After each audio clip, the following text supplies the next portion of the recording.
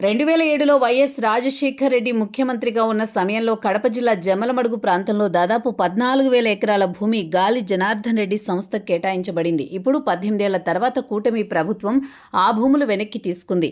ఈ సంఘటన రాయలసీమ అభివృద్ధి, రాజకీయ సంబంధాలు, భూమి వినియోగం వంటి అంశాలపై ముఖ్యమైన ప్రశ్నలు లేవనెత్తుతోంది.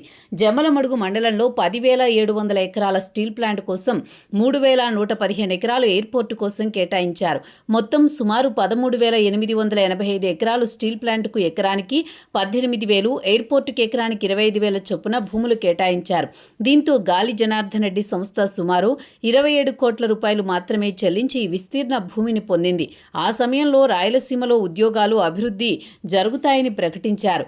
ఈ కేటాయింపు వెనుక రాజకీయ, వ్యాపార సంబంధాలు ముఖ్యమైన పాత్ర పోషించాయి.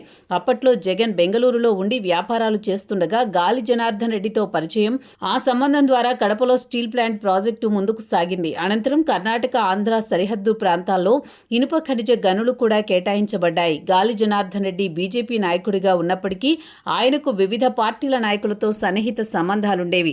కర్ణాటకలో బీజేపీ అధికారంలోకి వచ్చిన తర్వాత ఆయన టూరిజం శాఖ మంత్రి పదవి లభించింది. బ్రాహ్మణి స్టీల్ సంస్థకు శంకుస్థాపన కార్యక్రమంలో జగన్ పాల్గొన్నారు. స్టీల్ ప్లాంట్, ఎయిర్పోర్ట్ నిర్మాణం ద్వారా రాయలసీమ ముఖ చిత్రం మారుతుందని ఆశలు వ్యక్తం చేశారు. కానీ ప్రాజెక్టు ముందుకు సాగలేదు. గాలి జనార్దన్ రెడ్డి హవా పీక్లో ఉన్నప్పుడు ఈ ఒప్పందాలు జరిగాయి. 10,700 ఎకరాల భూమి యాక్సిస్ బ్యాంకుకు తాకట్టు పెట్టి 370 కోట్ల రుణం తీసుకున్నారు. అయితే ఒప్పందంలో భూమిని తాకట్టు పెట్టకూడదని స్పష్టమైన నిబంధన ఉంది. ఈ రుణంలో కొంత భాగం ఎన్నికల ఖర్చులకు వెళ్లిందని ఆరోపణలున్నాయి. అప్పటి కాంగ్రెస్ ప్రభుత్వం భూములను వెనక్కి తీసుకునేందుకు ఉత్తర్వులు జారీ చేసింది. యాక్సిస్ బ్యాంక్ కోర్టుకు వెళ్లి ఉత్తర్వులు అడ్డుకుంది. 18 ఏళ్ల పోరాటం తర్వాత కోర్టు బ్యాంకుకు ఎలాంటి హక్కు లేదని తీర్పునిచ్చింది. ప్రస్తుత కూటమి ప్రభుత్వం కలెక్టర్ ఉత్తర్వుల ద్వారా ఈ భూములు వెనక్కి తీసుకుంది. వీటిని మళ్లీ పారిశ్రామిక అవసరాలకు వినియోగించనున్నారు. ప్రస్తుతం 14,000 ఎకరాల విలువ 5,000 కోట్లుగా అంచనా. అదే జమ్మలమడుగు మండలంలో జిందాల్ సంస్థ 16,000 కోట్ల పెట్టుబడితో రాయలసీమ స్టీల్ ప్లాంట్ నిర్మాణం చేపట్టింది. ఈ వ్యవహారం రాజకీయ సంబంధాల ఆధారంగా చౌకగా ప్రజాభూములు కేటాయించడం వల్ల ఎలాంటి పరిణామాలు ఏర్పడతాయో చూపిస్తోంది.